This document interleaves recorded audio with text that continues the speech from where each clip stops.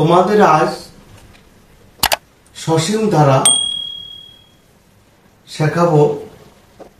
তোমরা যারা এসএসসি 2025 পরীক্ষার্থী তাদের এই চ্যাপ্টারটা খুবই ইম্পর্টেন্ট এবং তোমাদের এই চ্যাপ্টারের অনেকেই হয়তো অঙ্কগুলো সলভ করতে পারে কিন্তু বেসিকটা সঠিকভাবে বোঝে না। আজকে তাদের জন্য সেই ক্লাস। তো যাই হোক, আমরা ক্লাস শুরু করি। তো প্রথমে তোমাদের এই গণিত অধ্যায় 13 এর সসীম ধারা মূলত এইখানে দুই ধরনের অঙ্ক আছে অধ্যায় 13। একটা হচ্ছে সমান্তর ধারা আর একটা হচ্ছে গুণোত্তর ধারা। তাহলে যদি আমরা টোটাল ধারাটাকে যদি আমরা এইভাবে উল্লেখ করি, যেমন ধারা, এই ধারাটা আমি লিখলাম, মনে করো এই যে ধারা তাহলে কয় প্রকার হলো? একটা হচ্ছে সসীম ধারা,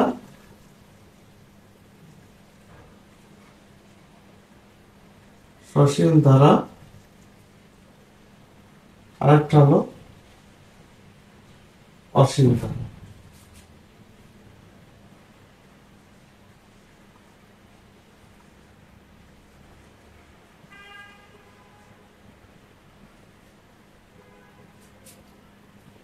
এই সসীম ধারা আবার দুই প্রকার।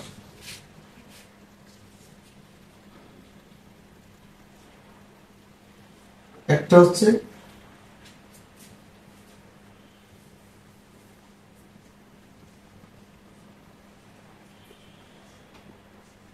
সমান্তর ধারা, আর একটা হলো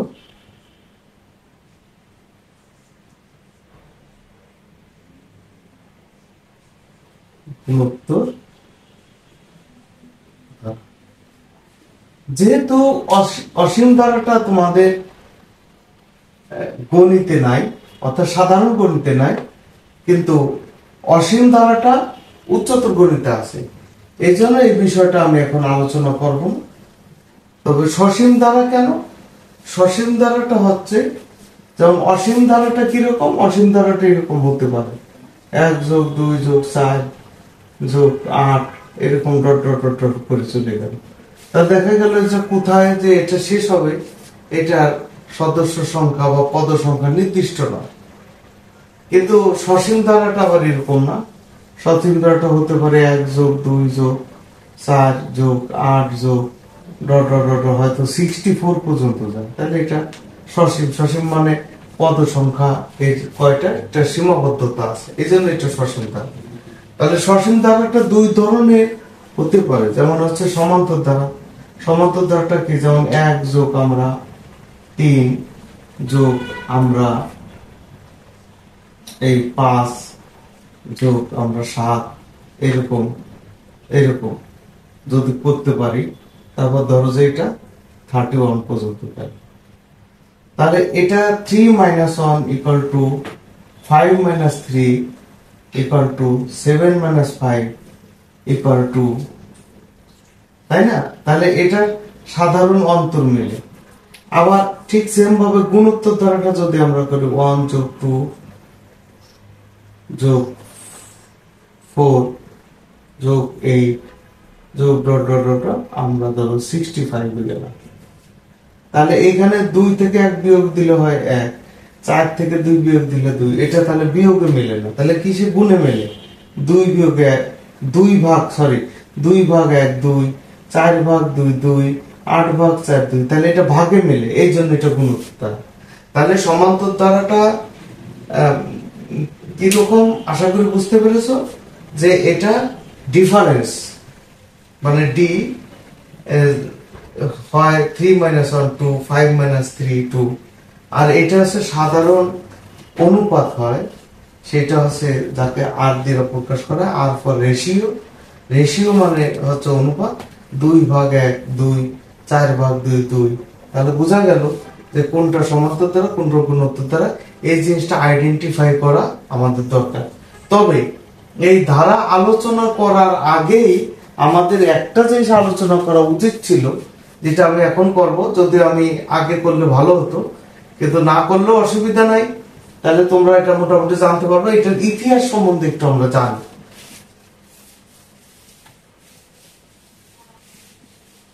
তাহলে এটা মুছে ফেললাম। এটা ইতিহাস হচ্ছে, যেমন যে লোকটার অবদানের কথা না বললেই নয়, তার নাম হচ্ছে কার্ল ফ্রেডারিক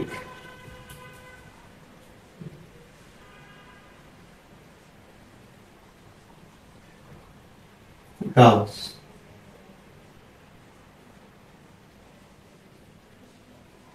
কথিত আছে যে কার্ল ফ্রেডারিক গাউস ব্রিটিশ গণিতবিদ।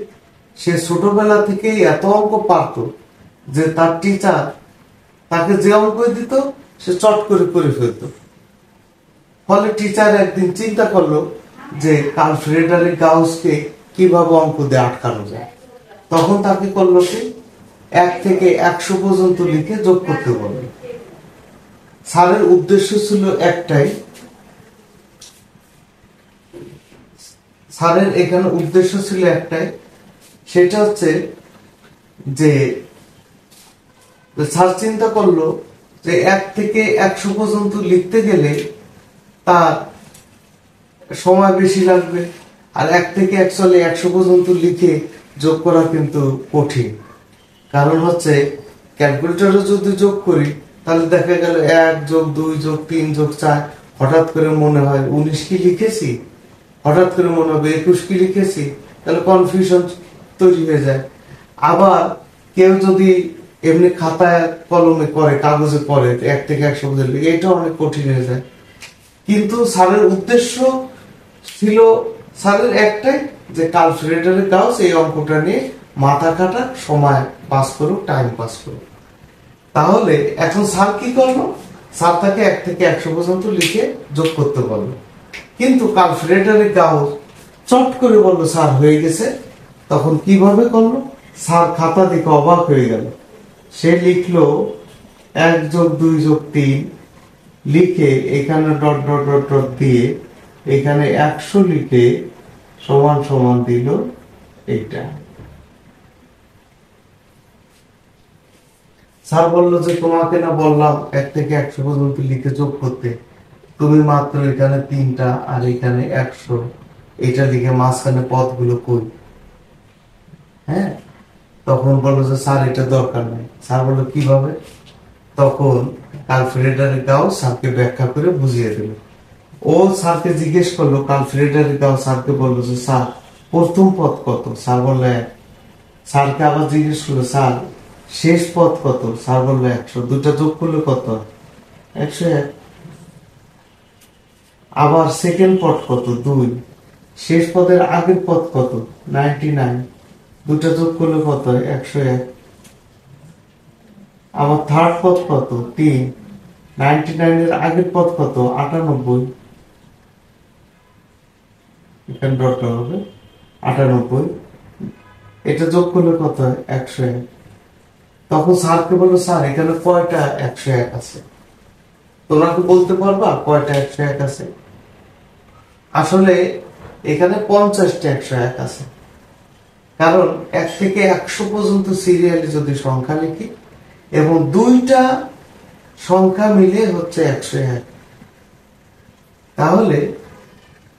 তাহলে যেহেতু এখানে 1 থেকে 100টা পদ আছে, আর যে কোনো 2টা পদ মিলে, যে কোনো না, 2টা পদ মিলে যেহেতু 101 হচ্ছে, সুতরাং এখানে 50টা 101 আছে। তাহলে কার্ল ফ্রেডারিক গাউস তখন কি করলো, এটা 50 গুণ 101 দিল, দেওয়ার পরে কত হয়? এত। আশা করি তোমরা বুঝতে পারছো। এই জিনিসটাই এখন তোমরা ক্লাস 9, 10 এবং 10ম শ্রেণীতে যদি তোমরা এটা পড়ো, তাহলে কিভাবে হয়? তাহলে এই জিনিসটাই যখন তুমি 9, 10, 10ম শ্রেণীতে পড়ো, তখন অনেকেই কিন্তু এই অঙ্কগুলো পারে না, ভয় পায়। কারণ হচ্ছে সে অঙ্কগুলো শুধু সলভ করতে শিখেছে, কিন্তু অঙ্কের ভিতরে যে রহস্যগুলো আছে সেগুলো সে সঠিকভাবে শিখতে পারে না। তো যাই হোক, আমরা এখন এই অঙ্কগুলো যে কিভাবে করা যায় সেটা আমরা দেখি। আমরা এখন এই অঙ্কগুলো আসলে পঞ্চম শ্রেণীর একটা বাচ্চা কিভাবে অঙ্কগুলো করতো, তাদের কিন্তু বইয়ে এই অঙ্কগুলো ছিল। যেমন তারা কিভাবে করতো, তারাও কিন্তু ঠিক কার্ল ফ্রেডেরিক গাউসের এটা অ্যাপ্লাই করতো। তারা করতো কি, এইখানে ক লিখতো, ক লিখে তারা করলো কি 1 যোগ 2 যোগ 3 যোগ এরকম dot dot dot dot dot dot দিয়ে তারা লিখতো 100। আবার একবার মানের ঊর্ধ্বক্রম অনুসারে সাজাতো পদগুলোকে, আর একবার মানের অধক্রম অনুসারে সাজাতো। তাহলে আবার এখানে আমি দিলাম 100, আবার দিলাম 99, আবার দিলাম 98, অর্থাৎ একবার 1 থেকে 100 পর্যন্ত গেল, এবার 100 থেকে তারপরে হচ্ছে অধক্রম অনুযায়ী 99, তারপরে 98, এইভাবে আমরা এখানে শেষ পদের ঠিক নিচে 1 লিখলাম। তাহলে দেখা গেল যে এইখানে প্রথম পদ 1, আবার এইদিকে প্রথম পদ 1, এইদিকে শেষ পদ 100, আবার এইদিকে শেষ পদ 100। তাহলে দেখা গেল যে এটা মানের ঊর্ধ্বক্রম অনুসারে সাজালাম, এটা অধক্রম অনুসারে সাজালাম। এটা সাজানোতে তখন কি হলো, তখন তোমার সেই মাঝখানে এইভাবে দাগ দেয়। দাগ দেখো ক আর ক দুইটা যোগ করলে কত হচ্ছে, এটা হচ্ছে 2 ক। তারপর 1 আর 100 যোগ করে 101, 99 আর 2 যোগ করে এটাও 101, 98 আর 3 যোগ করে এইটাও 101। তাহলে এইখানে কয়টা হলো, 101। তোমরা কি বলতে পারবা এখানে কয়টা 101 আছে? আসলে এখানে যেহেতু 1 থেকে 100 পর্যন্ত দুইটা লাইন আছে, সুতরাং এখানে 100টা 101 আছে। তাহলে আমরা এখানে কি করলাম, এখানে 2 ক লিখলাম, লেখার পরে 100 গুণ আমরা 101 লিখলাম, লেখার পরে এখানে দিলাম ক, ক দেওয়ার পরে এখানে 100 গুণ 101 ভাগ লিখলাম 2, তখন কি হলো, এখানে 50। তাহলে তোমরা নিশ্চয় বুঝতে পেরেছো যে 50 গুণ 101 হচ্ছে ওই কার্ল ফ্রেডেরিক গাউস যেটা গুণ করে বের করেছিল 50 গুণ 101, এখানে সেটাই হচ্ছে। তাহলে দেখা গেল যে এখানে 50 50, অর্থাৎ এটা হচ্ছে এটার যোগফল। এখন এই জিনিসটাই তোমরা ক্লাস 9 10 বা এসএসসি লেভেল, অর্থাৎ এসএসসি 2025 সালে তোমরা এটা পড়বা। কিভাবে পড়বা, তাহলে সহজ ভাবে আমি তোমাদের শেখাই।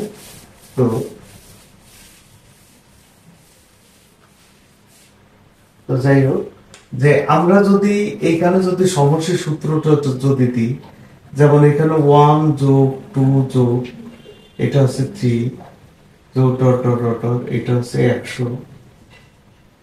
তাহলে এইটার আমরা যদি প্রথম পদকে এ দ্বারা প্রকাশ করে a ইকুয়াল টু 1 দিলাম, তারপর ডিফারেন্স অর্থাৎ সাধারণ অন্তর d ইকুয়াল টু কত হলো, 2 মাইনাস 1।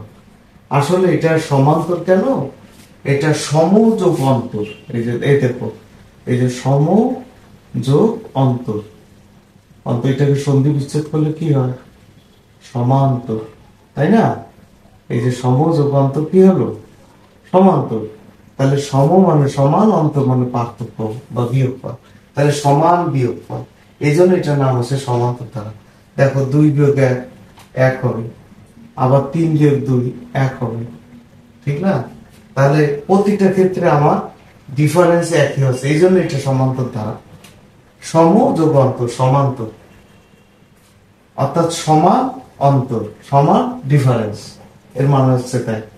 তাহলে আমরা ডি এর মান জানলাম, তখন আমরা কি করলাম, এই সমষ্টি সূত্রটা দিলেই হবে।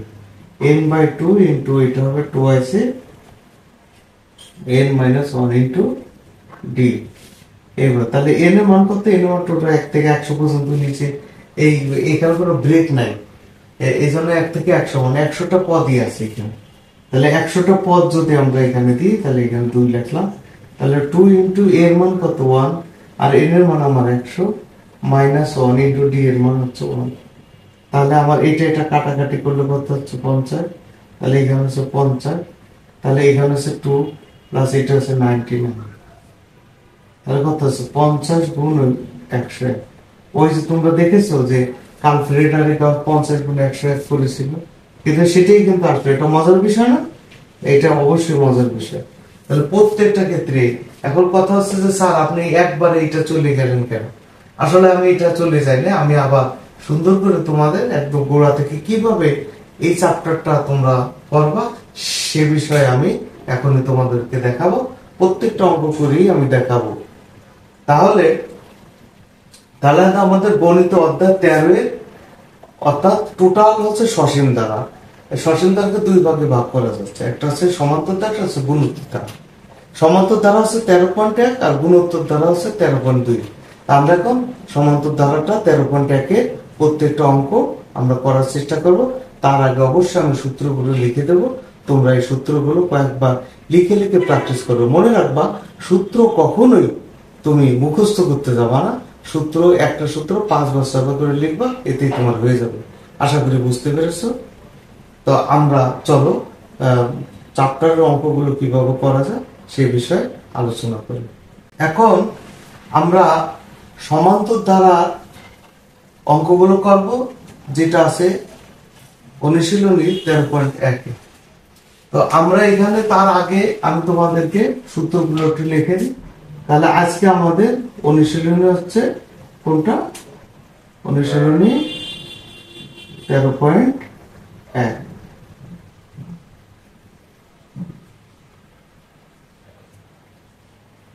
এখানে লিখলাম 13.1। তো আমরা এটা লিখলাম, লেখার পরে দেখো যে তার মানে আমরা বুঝতে পেরেছি যে কোন সমান্তর দ্বারা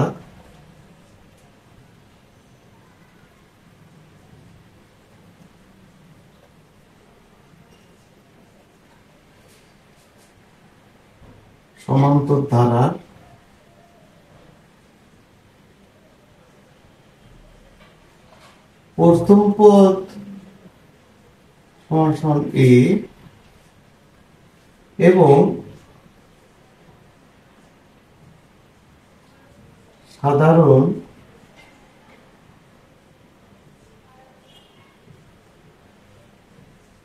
অন্তর ইকুয়াল টু ডি হলে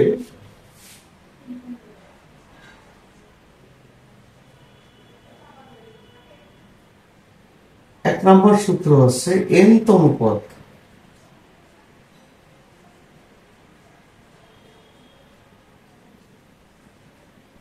a plus n minus 1 into d। এই n তম পদকে কিন্তু সাধারণ পদও বলে, আবার n তম পদকে আবার শেষ পদও কিন্তু বলে। তাহলে তোমরা এটা অবশ্যই মনে রাখবা। আর 2 নম্বর আছে n সংখ্যক পদের সমষ্টি।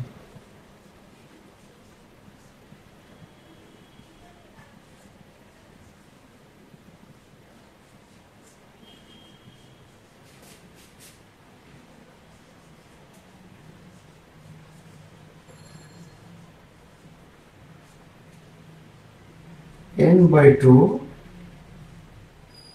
into 2a plus n minus 1 into d। এইটা এখন তোমাদের এখানে আরেকটা কথা আছে, সেটা হচ্ছে যে আমাদের অনেক সময় পরীক্ষাতে এটাও আসতে পারে যে n সংখ্যক পদের সমষ্টি n by 2 into 2a plus n minus 1 into d, এটা প্রতিপাদন করো বা প্রমাণ করো। তা আমরা চলো এটা আগে প্রমাণ করি, তারপরে আমরা চ্যাপ্টার অন্যান্য অঙ্কে চলে যাবো ইনশাআল্লাহ। তাহলে এটা মুছে ফেলি। যেমন এটা প্রমাণ করার সময় আমাদের মনে করো যে আগে আমরা হেডলাইন দিয়ে নিই এখানে, প্রমাণ করো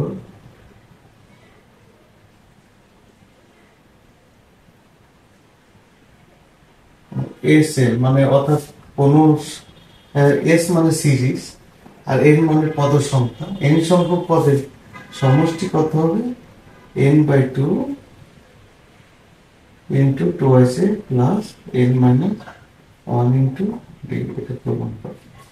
তাই এটা তোমাদের একটা জিনিস আমি দেখিয়েছি, ক্লাস 5 এর একটা বাচ্চা যেভাবে সমান্তর ধারার অঙ্কগুলো করতো বা আগে কত, এই চ্যাপ্টারটা ক্লাস 5 এ ছিল, অনেক আগে ছিল। তো তারা যেভাবে করতো আমরা ঠিক সেইভাবেই প্রমাণ করার চেষ্টা করবো। সো তারা ক্লাস 5 এর বাচ্চা এই অঙ্কগুলো কিভাবে সলভ করতো সেটা কিন্তু জানা দরকার। তাদের অবশ্যই প্রমাণ ছিল না, কিন্তু তাদের এটা দিয়ে ম্যাথমেটিক্স ছিল এবং তারা সেই ম্যাথমেটিক্স গুলো ওই নিয়মে করতো। আমরা ক্লাস 5 এর ওই নিয়মটাকে ফলো করব। তাহলে আমরা আসি যে প্রমাণ করো যে Sn = n/2 * 2ac + n - 1 * d। তো এখন আমরা আগে এখানে প্রমাণের দিকে আসি। যেমন এখানে প্রমাণটা কিভাবে করবো, ধরি সমান্তর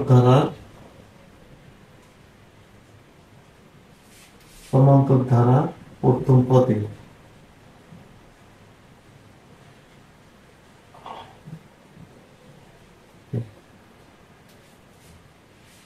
সাধারণ অন্তর আমরা d ধরবো।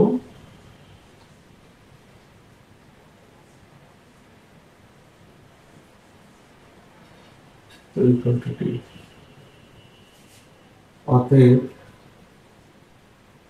শেষ পদ সমান n-তম পদ function a plus n minus 1 into d equal to p।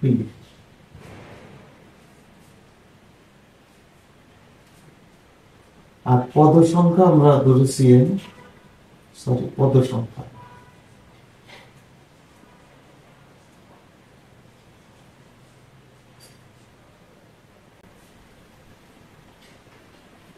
সংখ্যা ইকুয়াল n। আর সমষ্টি আমরা s ধরে নিই,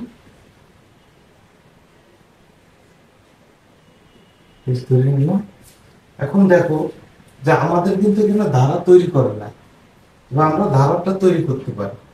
কিভাবে পারি লক্ষ্য করো যে অতএব আমরা কিন্তু s = প্রথম পদ আমাদের। আচ্ছা, প্রথম পদ এটা কিভাবে আসলো এটাও কিন্তু জানো। প্রথম n এর মান যদি 1 বসাই তাহলে প্রথম পদ আসে কিভাবে, n এর মান যদি 1 হয় তাহলে 1 - 1 = 0, 0 * d,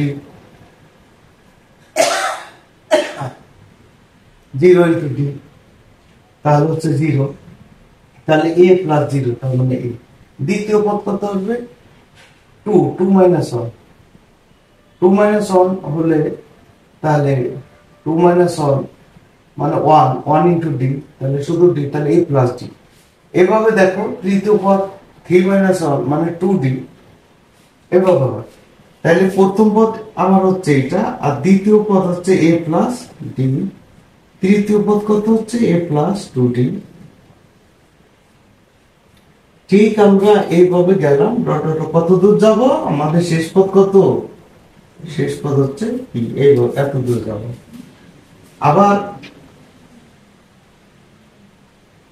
আবার কি করব, শেষ পদটা এবার আগে লিখবো। ঠিক ওই 5 এর বাচ্চাটা যেভাবে অঙ্কটা করেছিল ঠিক সেইভাবে সাজাবো। তাহলে এটা হচ্ছে যেহেতু কমে যাবে তাহলে p - d হবে এটা। আবার এটা হবে p - 2d হবে।